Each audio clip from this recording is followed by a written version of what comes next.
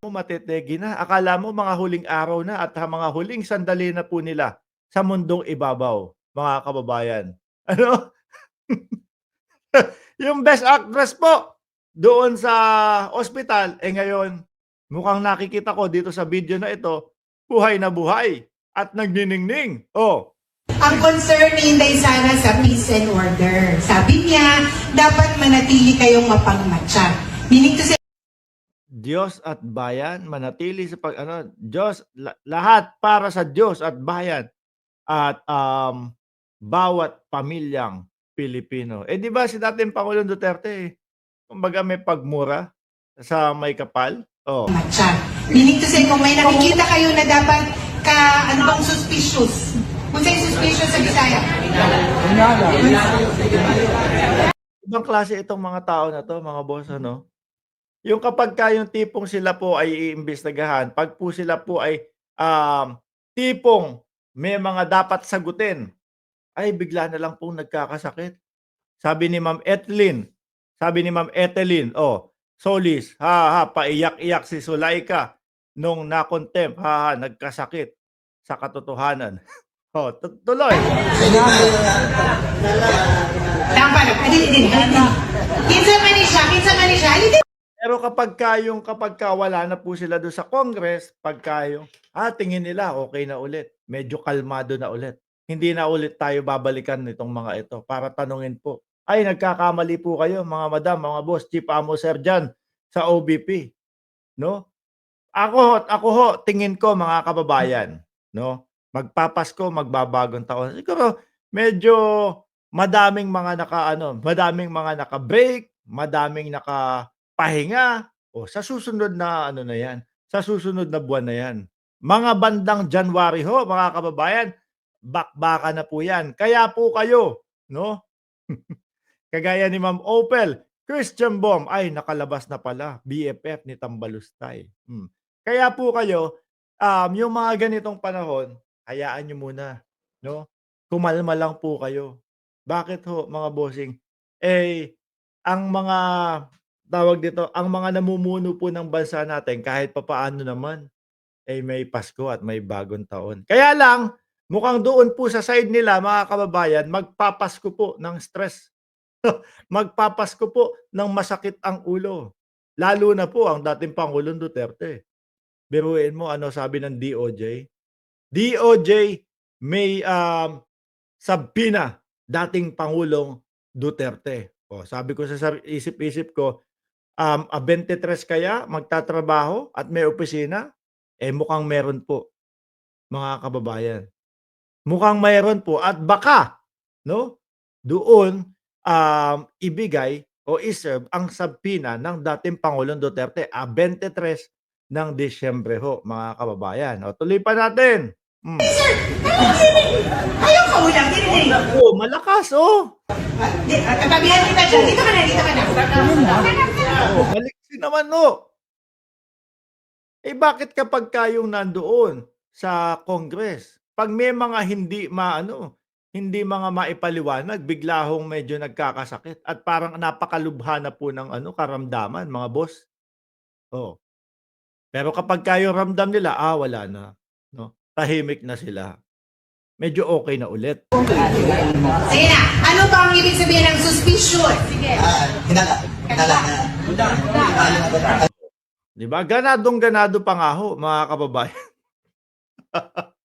Hindi ko makalimutan ang ating Vice Presidente nun, 'no? Yung tipo ho bang ang daming kailangan na sagutin. Confidential funds, may mga nagsasabi sa atin, may mga nagkokomento diyan, mga bossing, mga DDS. Sinasabi nila, "Hoy Mark, tapos na 'yan, nasagot na ng COA 'yan." Kailan nagkaroon ng sagot ang COA? Kailan sinabi ng COA na lusot na si Inday Sara Duterte? Wala ho, mga kababayan. Yung sagot nga ho ng Vice Presidente, wala tayong marinig, tapos sasabihin ninyo tapos na, 'di ba? Tatakbong senadora daw si Lopez Tay, sabi ni Pia Yatos. Ganyan naman ho yung mga DDS, mga kababayan, eh. Ano, magkaroon lang ng kaperanggot na sisimpatyahan nila, senador na po ang sasabihin. Ako naniniwala ako nabuyo diyan, si Sino ba 'to? Si Puting Ahas? Si Vic Rodriguez? Bakit ko tawag Puting Ahas? Kasi pansin ko doon sa mga vlog ni Maharlika at doon sa kanyang mga sinasabi, eh, iisa lang ho. Sa vlog ni Maharlika at doon sa libro ni, Vic Rodriguez, iisa lang ho. Kaya sabi ko, bakit ka pa bibili nung libro ni Vic Rodriguez? Eh, samantalang ayan, oh, lahat na ng sinasabi ni Maharlika, eh, yun din ang nasa loob nung kanyang libro. Al Pagkakaintindi ko po do'n, nabuyo lang po yun mga bossing 'no? Nabuyo na tumakbo ng pagkasenador, eh, paano ho?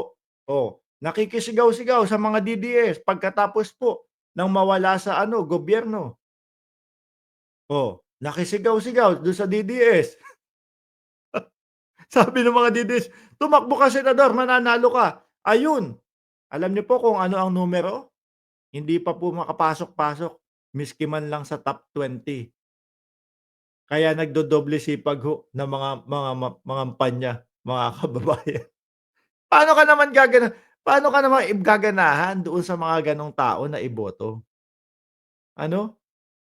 Eh, halos puros paninira ho sa gobyerno. Mga lawyer, kaya lang ho mga nagiging BO-BO kapagka yung, pagsuporta na sa dating Pangulong Duterte, pagsuporta na po sa mga Duterte. Nagiging BO-BO ho mga kababayan dahil nasisibak doon sa kani-kanilang mga puwesto. Yan po yung mga nasisibak doon sa kani-kanilang mga puwesto dahil hindi po ginagampanan yung mga trabaho nila na maayos. Tapos ang ending po, ayun, kampe do'n sa dating pangulo, kampe doon sa mga kinakalaban din nila dati. 'Di ho ba, Shiro Kansaki? Oh, at Mabel Quindio, shoutout sa inyo. Anyway, last part, oh, Hindi pakinggan na po natin. tayo na bigyan dudahan pa, dudahan. Oh, 'di ba? Magaling pang mag-host mga bossing. Kaya ako ho naniniwala dito kay Lopez, yung pong ano, yung pong ginawa nilang pag-arte-arte doon sa ano, sa Congress, mga kababayan. Buko ng tao yun, ano? Sabi ni Pia Yatos, patakbuhin din daw ng mga DDS si Tambalustay, si Piatos at si Kokoy Milky at si Milky Way at si Tempura.